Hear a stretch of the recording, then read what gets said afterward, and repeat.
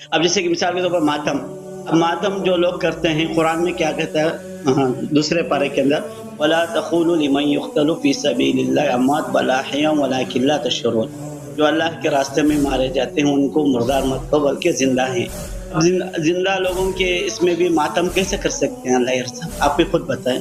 اور ان الذين قالوا ربنا الله ثم استقاموا تتنزل على الملائكة الا تخافوا ولا تحزنوا تو رسول پاک صلی اللہ علیہ وآلہ وسلم نے جناب حمزہ پہ روئے تھے نا، ان کو پتہ تھا کہ حمزہ جنت میں ہے، لیکن وہ روئے تھے حمزہ پر، اور دوسروں کو بھی رغبت دی تھی حمزہ پہ رو، ٹھیک ہے نا۔ تو اس کا مطلب یہ نہیں ہے آپ اگر ایک شخص مثلاً پیغمبر دنیا سے چلے گئے، اب کسی کو شک تو نہیں کہ پیغمبر جب دنیا سے گئے تھے کہ وہ جنت کے ہیں، ٹھیک ہے نا، پھر بھی ان کے اہل بیت رو رہے تھے، ان کے صحابہ رو رہے تھے، ٹھیک ہے نا۔ یہ غم تو ہوتا ہے نا انسان کو، تو فطری چیز ہے۔ اب ہاں وہ پیغمبر زندہ بھی ہے، پیغمبر زندہ بھی ہے، اور رسول اللہ صلی اللہ علیہ وسلم جنت بھی گئے۔ ہم تو یہ اس لیے تو نہیں روتے کہ وہ نستجیر باللہ وہ مشکل میں، نہیں، وہ جنت میں۔ لیکن صحابہ کس لیے روئے تھے؟ صحابہ کس لیے انہوں نے ان کو غم ہوا تھا اہل بیت علیہ السلام کو رسول پاک صلی اللہ علیہ وسلم کی وفات پر؟ اسی بات پر ان کی وہ گئے ہیں، یہ سب یتیم بنے، ٹھیک ہے نا۔ اہل بیت طاہرین علیہ السلام سے ہم محبت کرتے ہیں، ان سے محبت کرنا یہ ایمان ہے، ایمان ہی یہ ان سے محبت کرنا اللہ نے قرآن میں واجب کیا ہے۔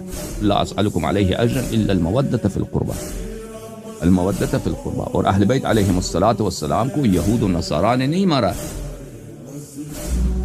کسی اور طبقے نے نہیں مارا، اسی امت نے، اسی صحابہ اور صحابہ کے بچوں نے، تابعین نے ان کو قتل کیا ہے، ان کو پانی تک نہیں دیا، شہید کیا۔ تو اس لیے ہم ان کی مصائب پر روتے ہیں، اور اہل بیت علیہ السلام نے حکم دیا ہے۔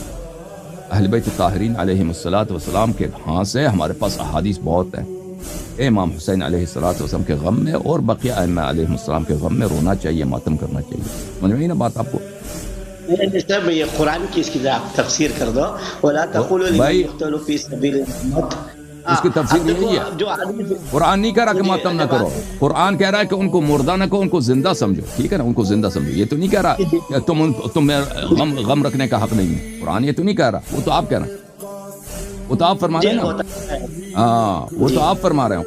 قرآن جو کہہ رہا ہے ہمارے سر آنکھوں پر، قرآن فرماتا ہے کہ وہ زندہ ہے، ہمارا ایمان ہے کہ وہ زندہ ہے۔ قرآن تو یہ نہیں فرما کہ آپ ان پہ رو ہونا، قرآن تو نہیں کہہ رہا کہ ان پہ ماتم نہ کرو، وہ تو آپ کہہ رہے ہیں نا، وہ تو آپ کا فتویٰ ہے تعصب کی وجہ سے۔ شیعہ یہ کرتے ہیں تو یہ غلط ہوگا بھائی۔ تو صحابہ نے کیوں پیغمبر پہ روئے تھے؟ رسول صلی اللہ علیہ وسلم کی وفات پہ صحابہ کیوں غمزدہ ہوئے تھے؟ کیا ان کا عقیدہ تھا کہ پیغمبر نسجیر والا جنت نہیں گئے؟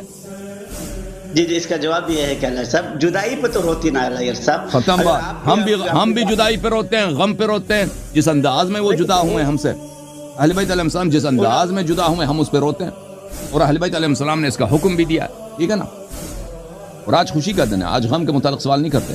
آج کا یہ ربیع الاول کے جو ایام ہیں یہ خوشی کا ایام ہے، یہ سرکار رسالت مآب صلی اللہ علیہ وسلم کی ولادت کے ایام ہے۔ خوشی کے متعلق سوال کرو، ماتم کے متعلق محرم سے پہلے آ کے سوال کرنا، ٹھیک ہے نا۔ اس وقت بھی سوال کیے تھے آپ لوگوں نے، ہم نے بہت جواب دیے تھے، ہاں بہت جواب دیے تھے ہم نے۔